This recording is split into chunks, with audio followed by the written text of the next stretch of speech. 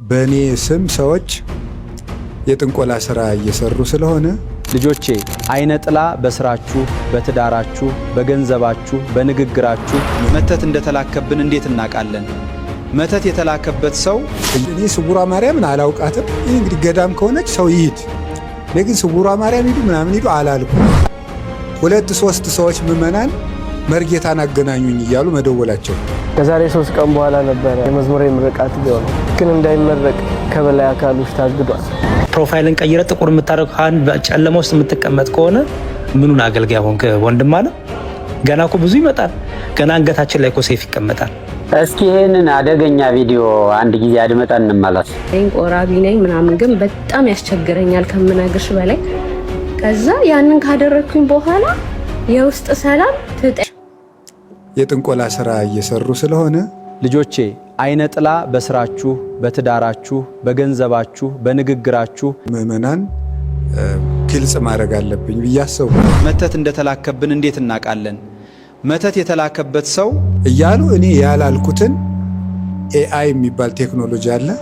ደግሞ እሱ ብቻ አይደለም፣ ልጆቼን ልመርቃችሁ እያስባሉ ልጆቼ ልመርቃችሁ እኔ ማንንም ልመርቃችሁ አላልኩም። በጣም የሚያስቅ ነገር ነው የሚያደርጉት።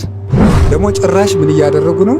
የሆኑ ሰውዬ ከኔ ጎን አቁመው ከጎን የምታዩዋቸው አባት መርጌታ የባህል ሐኪም ናቸው።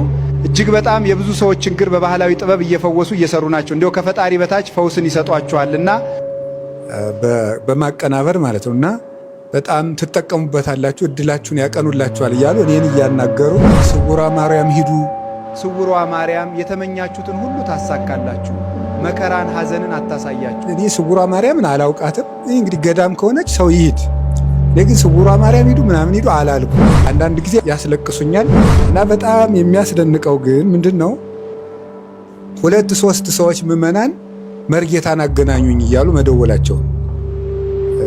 እንደው መርጌታን ብታገናኙን እድላችን እንዲቃና እንደው አባ መግለጫ ስለሰጡባቸው እኔን ጥሩ መርጌታ አዋቂውን እንደው ብታገናኙን እያሉ ጭራሽ በጉባኤ ቤቱ ስልክ እየተደወለ ነው ማለት ነው።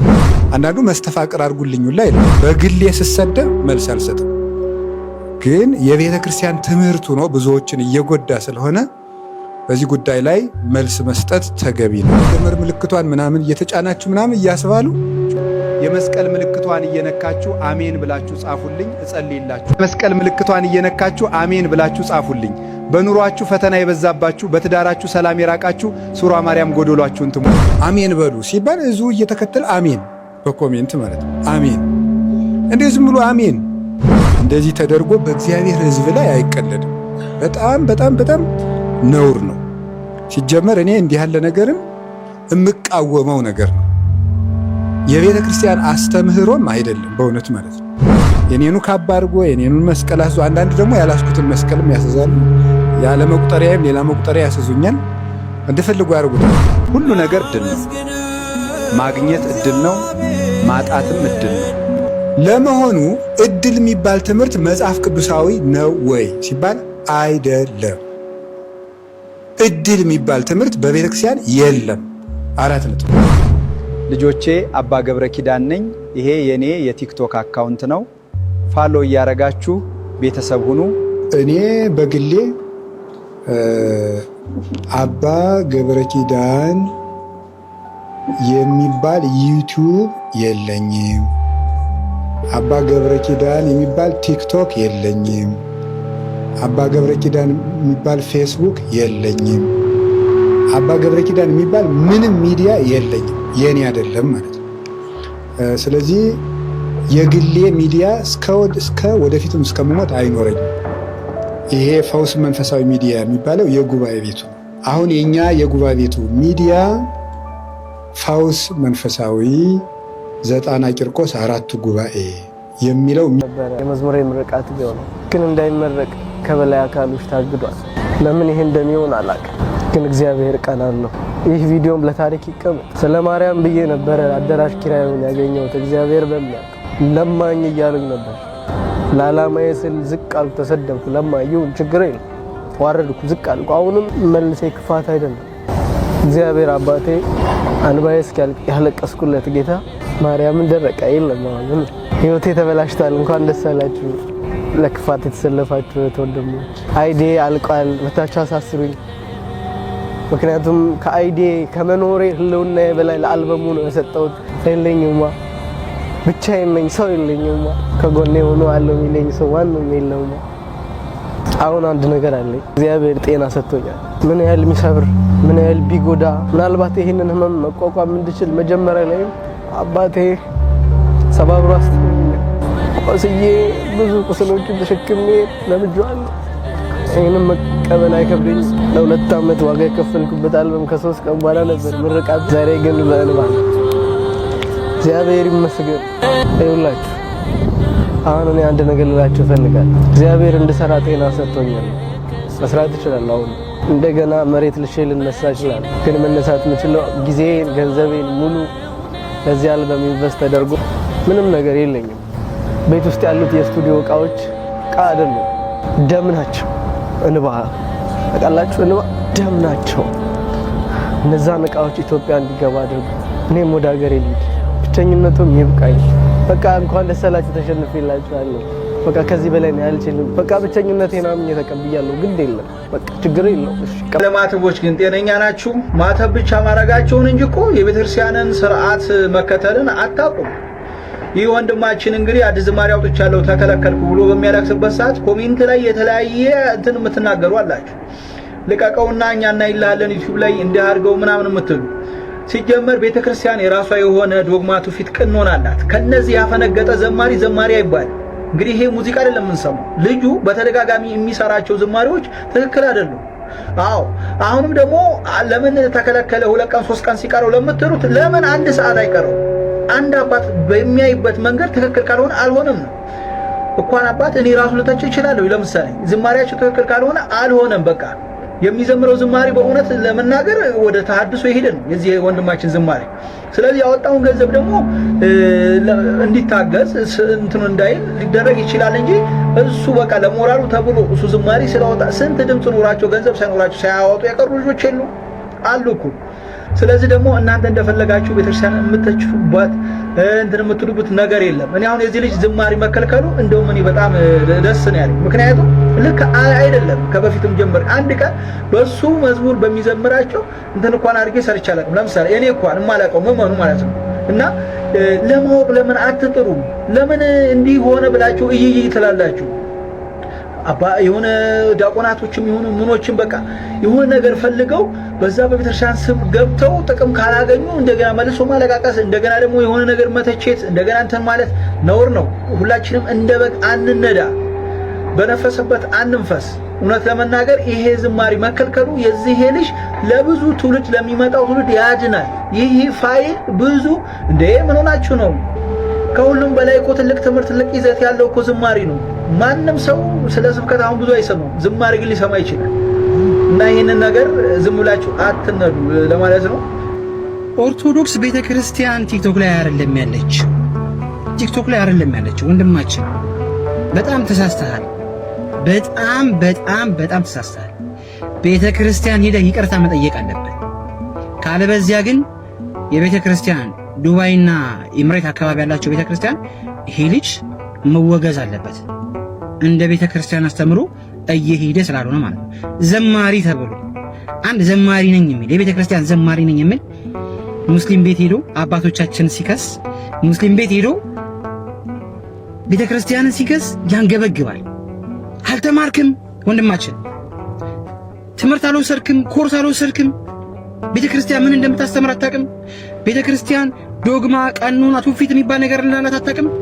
ቤተክርስቲያን ለምንድን ነው የከለከለች? ጠይቃ ሂድና ጠይቅ። መጀመሪያ መተህ ቲክቶክ ላይ መተህ አባቶቻችን ምርቃቱ ላይ ትመጡ ነበር፣ አሁን ግን ፍትሃት ላይ ትመጣላችሁ። ከአንድ ዘማሪ ይጠበቃል? ዘማሪ ነኝ ከሚል ክራር እጮታለሁ እዘምራለሁ ከሚል ሰው እንደዚህ ነገር ይጠበቃል? አልተማርክም ብራዘር፣ አልተማርክም። ቤተክርስቲያን መጀመሪያ ትምህርት ውሰድ። ቤተክርስቲያን ምን ትላለች? መጀመሪያ መዝሙር ከመውጣቱ በፊት ቤተክርስቲያን ምን ትላለች ነው ብራዘር። አገልግሎት ገንዘብ ለገንዘብ ከሆነ ተሳስተሃል ወንድማችን።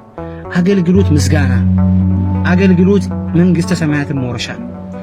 አዎ አውቃለሁ። አሁን ላይ በጣም ብዙ ሰው ቤተክርስቲያንን መታወቂያ መፈመሻ ምናምን ነው የሚያረጋት። ገንዘብ ማግኛ ነው የሚያረጋት። እንደዛ ነው የምታረጓት። ዘማሪዎች አሁንማ ገና በልጅነታቸው ድቁና የሚወስዱ ጥሩ ይከፈላል የተባለ ድቁና እንደዛ እኮ አልነበረም። አባቶቻችን ያወረሱን እንደዛ ነበር። ድቁና ለምስጋና ነበር የሚማሩት። አሁን ግን ድቁናን የሚማሩት መቼ ቤተክርስቲያን ተቀጥሬ ጥሩ ደሞዝ አገኛለሁ ነው። ዘማሪዎቹ ምን አይነት ሰውን ነክቼ እንዴት ተች አድርጌ እንዴት ብዙ ቪው አግኝቼ ገንዘብ አገኛለሁ ነው። አንተ የምትሰራቸው ነገሮች እንደዛ ናቸው ወንድማችን። ከአስተማሪነታቸው ይልቅ ሰውን በማሳዘን ቪው መሰብሰብ፣ ገንዘብ መሰብሰብ ነው የፈለከው። ሙስሊም ቤት ሄደ ቤተክርስቲያን ተከለከልኩ ብለህ ከምትጠይቅ ቤተክርስቲያን አጠይቅም። ቤተክርስቲያን አላለች የምትቀርብ ከአንድ ቲክቶከር። በጣም እኮ ነው የሚያሳዝነው። እንዴ ይህ የደረስነው ሰዎች ጭራሽ የባልና ሚስቶች ሲገርሙን ዘማሪዎችም እዛ ቤት ሄዳችሁ መክሰስ ጀመራችሁ። ቤተክርስቲያን እንደ ቤተክርስቲያን ይሄ ልጅ መጠየቅ አለባት። አባታችን ብፁዕ አቡነ ዲሜጥሮስም ይሄ ልጅ በቤተክርስቲያን መጠየቅ አለበት። ምክንያቱም አጉል ልምድ ነው። ኦርቶዶክስ 3000 ዓመት ያስቆጠረች እምነት ነች። እንደማንም ቤተክርስቲያን ማንም ሰው መዝሙር የሚያወጣባት አይደለችም። ቀኖና፣ ትውፊት፣ ዶግማ ምናምን ይባሉ አሉ። በእነሱ መሰረት ቤተክርስቲያን ከከለከለች ሄደ ቤተክርስቲያን መጠየቅ። ለምንድን ነው የተከለከለው? ምንድነው ጥፋቴ? የቱ ጋር ነው የተሳሳትኩት? እንጂ አንተ መተህ እዚህ ጋር ስላለቀስክ ወይ ደግሞ እንባይ ደረቀ ትላለህ እንዴ? እኛም ክፉ አልናገር፣ ያዞ እንባ ነው ብራዘር። ወደ ራስ ተመለስ። መጀመሪያ ቤተክርስቲያንን ወቃት፣ ተማር። አገልግሎት ከመጀመር በፊት መማር ይቀድማል። አሁን ብዙዎቹ እዚህ ቤተክርስቲያን ላይ የሚያንጃቡት ለመታወቅ ከዛ በኋላ እንትናው ከቤተክርስቲያን ልጅ ነው ብሎ ገንዘብ ለመሰብሰብ ለቤተክርስቲያን የሚፈልጓት ዕውቅና ለማግኘት ምናምን ነው። በጣም ነው የሚያሳዝነው። ቤተክርስቲያናችን 3000 ዓመት ያስቆጠረች ነች። አባቶች ከከለከሉ ከአባቶች ጋር መነጋገር፣ ከቀሲሶች ጋር መነጋገር፣ ከአገልጋዮች ጋር መነጋገር እንጂ ቲክቶክ ላይ የመጣ በማልቀስ ወይ ደግሞ በመክሰስ እንደማንም መንጋ ቤተክርስቲያን ነው ብሮ። በእንደዚህ አይነት ነገር ቤተክርስቲያን ፍቃድ የምትሰጥ እንዳይመስልህ። ጭራሽ አንተ መጠየቅ ነው ያለብህ፣ መጠየቅ አለብህ። ፕሮፋይልን ቀይረ ጥቁር የምታደርግ ጨለማ ውስጥ የምትቀመጥ ከሆነ ምኑን አገልጋይ ሆንክ ወንድም አለ። ገና እኮ ብዙ ይመጣል። ገና አንገታችን ላይ እኮ ሰይፍ ይቀመጣል። ገና እኮ ብዙ መከራ ይጠብቀናል እኮ። በዛ ሁሉ እንደነ ጳውሎስ እኮ እየሳቅን ነው ወደ እስር ቤት መግባት ያለብን። ገና እኮ መታሰር አለ። ገና እኮ ስለዘመርክ ክርስቶስን ስለሰበክ ቤተክርስቲያን ስላልክ እኮ ገና አንገት ላይ ሰይፍ ይመጣል። ገና እስር ቤት እጅ ታስሮ እኮ እስር ቤት ትገባለህ። እንደነ ሲላስ እንደነ ጳውሎስ ደስ እያለ መዘመር ነው። ደስ እያለ አገልግሎትም ልብህን ማጽናት ነው። ስለዚህ ልብህን አጽና። በጊዜውም ያለ ጊዜውም ጽና። በጊዜውም ያለ ጊዜውም ዘምር። እኔ ተነስቼ በስቱዲዮ ብዬ በከለክልህ ቤተ መዘመር ማን ይከለክላል? እግዚአብሔር ማገልገል ማን ይከለክላል? ማንም አይከለክልም። ስለዚህ ይሄን ያዝ። የመጨረሻው ኮሚቴዎቹ አሉን። ቅድም እንደሰማሁት ኮሚቴዎቹ ምን ታረግ መሰለ? ኮሚቴውን ይዘህ አባቶችን በትህትና ዝቅ ብለህ ለምን 1 ዓመት አይራዘምም? ቤተክርስቲያን ትበልጣለች። ጆሽ ነን። ተጠሪነታችን ለቤተክርስቲያን ነው። ቤተክርስቲያን ወቅ ነገ ትከብርበታለህ። ባይዘው በሱ ወንድሜ ነገ በጣም ትከብርበታለህ። በመታገስ ትሁት በመሆን አባቶችን በማዳመጥ በእርጋታ በትህትና ቤተክርስቲያን ትክበር ትድመቅ። የኔ ገንዘብ ማጥፋት፣ የኔ እድሜ ማጥፋት፣ የኔ ጊዜ ማባከን ሲሆን የቤተክርስቲያን ክብር ይበልጣል። አየህ፣ እንዲሁም እንዲህ ስትመሰክላት እኮ ደስ ይላል። ቤተክርስቲያን እንደምትሰማ እንደምታዘዝ እኮ ያሳያል። ኦኬ፣ ዝቅ ብላ አባቶቼ ስህተት ነበረው እንዴ? ለምን 1 ቀን ለምን 1 ሰዓት አይቀረውም መዝሙሩ ሊመረቅ? የሆነ አባት የሆነ ስህተት አግኝቶብህ ከሆነ ከመዝሙሩ ከዜማው ከግጥሙ ሌላው አሳልፎት ሳያስተውለው የሆነ አባት ግን አግኝቶልህ ከሆነ ልትደሰት ነው የሚገባ ወንድም አለ። ለምን ሊመረቅ 1 ሰዓት አይቀረውም? የሆነ አባት የሆነ ነገር አግኝቶ ከሆነ ልብን ክፍት አድርገህ ወይኔ አባቴ ይሄን አላስተውለው እንዲሁ እግዚአብሔር ይስጥልኝ ብለህ እንዲሁም የምትማርበት የምትከብርበት ለነገው ደግሞ በጣም በጣም ብዙ ነገሮች የምታጠራበት ይሆናል ማለት ነው። ስለዚህ 1 ቀን ስለቀረው ባነሩ ስለተሰራ እሱ እንዳታስበው፣ እሱ ምንም እንዳታስበው። ይሄ ሁሉ ተሰርቶ አባቶች ልበልህና ለምሳሌ ወንድም አለም ዩሊን ተይዟቸው ዝም አሉክ። ኧረ ይሄ ልጅ ባነር ሰርቷል እኮ ይሄ ልጅ እኮ እንዲህ ተዘጋጅቷል፣ እንዲሁ ልብስ አሰፍቷል፣ እንዲሁ በቃ ይሄ ሁሉ ብለው በዩልንታ መዝሙር ስተት እያለው ዜማው ስተት እያለው ግጥም ስተት እያለው ዝም ቢሉ ነገ ላይ የሚደርስብህን ወቀሳ አስበሃል? በቃ ይመረቅለት፣ በቃ ምን ይደረግ ልጅ ነው እንዲሁ ሞራሉን ጠብቅለት። ነገ ላይ የሚመጣብን ትችት ነገ ላይ ቤተክርስቲያን የምትሰደበው እንዴ አባት የለም እንዴ ቤተክርስቲያን የለችም እንዴ የምትባለውን ነገ ላይ የሚያመጣው መዘዛየው። ስለዚህ ለበጎ ሊሆን ይችላል ማለት ነው። ራስን ቆም ብለህ የምታዳምጥበት ነገሮችን ከፍጥነት ከችኮላ ደግሞ ረጋ ብለህ ነገር የምታይበት ሜቢ እንዳልኩ ነው። አንዳንድ አባቶች ሁሉም ጸጋ አለው መቼም አይደል። አንዳንድ አባቶች ያላዩትን አንድ አባት ሊያገኝ ይችላል። አንዱ አባት ያላስተዋለውን አንዱ አባት ሊያስተውለው ይችላል። ከአንተ የሚጠበቀው ምንድነው? እርግጥ አድርገህ ጨርሰህ አባቶቻችን ደስተኛ ሆነው ምስክር ሆነው ሲመረቅ ነው ደስ የሚለው፣ ክብር ነው ላንተም። ስለዚህ እኔ ምክንያቱን ተስፍሽዬ እዚህ መናገሩ እኔ ፖይንት ያለው አልመሰለኝም። ሊናገርም ወንድማችን ያው እየከበደው ስለሆነ ማለት ነው እኔ መናገር አለበትም ብዬ አላምንም። ለምሳሌ መዝሙሩ ስህተት አለበት ካሉት፣ ግጥሙ ዜማ ስህተት አለበት ካሉት ቲክታክ ላይ ሰው ዲስከስ የሚያደርገው ቤተክርስቲያን አባቶቹን ሰብስቦ ኦኬ በትህትና እንደ ልጅ ዝቅ ብሎ ከእግራቸው ስር ዝቅ ብሎ ኦኬ ስህተቱን አርሞ ዜማውን አርሞ ግጥሙን አርሞ ከዛ በኋላ ነገሮችን ማስተካከል ይቻላል። ምክንያቱም አሁን የእሱን ሳይድ ብቻ ነው የምንሰማው። እንደ ቤተክርስቲያን ደግሞ ያለው ነገር አልሰማንም። ለምሳሌ ሀገረ ስብከቱ ይከልክለው፣ የደብሩ አስተዳዳሪ ይከልክለው፣ ይሄን ሁሉ ስለማናቅ እኔ ወንድሜ ምንድነው የምመክርህ ከቤተክርስቲያን ጋር ጨርስ፣ ከአባቶች ጋር ጨርስ። ከአባቶች ጋር ያለውን ነገር ስጨርስ ኮሚቴዎች አሉ። በኮሚቴዎች በኩል ምክንያቱ ምን እንደሆነ ኮሚቴዎች ከአባቶች ጋር አንተን ባለበት ቁጭ ብለው እርግጠኛ ነኝ ኮሚቴዎቹ ለዲኮር አይደለም የተጠሩት። ኮሚቴዎቹ ለዛን ጊዜ ልብስ ለብሰው ለመቆም አይደለም የተጠሩት። እኔ ኮሚቴ የሚገባኝ አንተን ማገዝ፣ በጸሎትም በሁሉ ነገር ማገዝ፣ አንተን ማድረስባቸው ነገር እነሱ ይላላኳል ማለት ነው። አሁን እንደዚህ ከተፈጠረ እንደው ኮሚቴ ተሰብሰቡና አባቶችን ያዝ፣ የሀገረ ስብከቱ ሊቀ ጳጳስ ያዝ፣ የሀገረ ስብከቱን ስራ አስኪያጅ ያዝ፣ የደብሩን አስተዳዳሪ ያዝ፣ ያሉትን ብቻ አንተ በዚህ ውስጥ ያካተትካቸውን ሰዎች አባቶቻችን፣ ወንድሞቻችን፣ ዲያቆናትም ካሉ በዚህ መዝሙር ውስጥ ያሉት ሰዎች ሁሉ ሰብስብና በጸሎት ጀምራችሁ ሰላም ለኪያችሁን ደግማችሁ በትህትና እንደ ልጅ መንፈስ አባቶቼ ከቤተክርስቲያን አይበልጥም የኔ ክብር፣ ስተት ኖሮት ይሆናል ሜቢ እስቲ አርሙኝ፣ አስተካክሉኝ፣ ከዚህ የተሻለ ሆኖ እንዲወጣ ምንድነው ምክራችሁ ብለህ ወደ ቤተክርስቲያን ብትወስደው የጀመርከው ከቤተክርስቲያን ጋር ስለሆነ ከቲክቶክ ወጥተህ ወደ ቤተክርስቲያን ብትወስደው ብዬ እመክራለሁ። እንድማለን በተረፈ በሚያስፈልገ ነገር ሁሉ አለን፣ እንጸልይልሃለን፣ እናግዘሃለን። ከአባቶች ጋር መነጋገር ያለበት ኮሚቴው ነው። ኮሚቴው ደግሞ ያለውን ነገር ካሳወቀን ደግሞ ሁላችንም እናግዛለን ብዬ አስባለሁ። እግዚአብሔር ይርዳ፣ አገልግሎትን ይቀበልልህ። በርታ በርታ በርታ ወንድም አለም። በማስተዋል ይሁን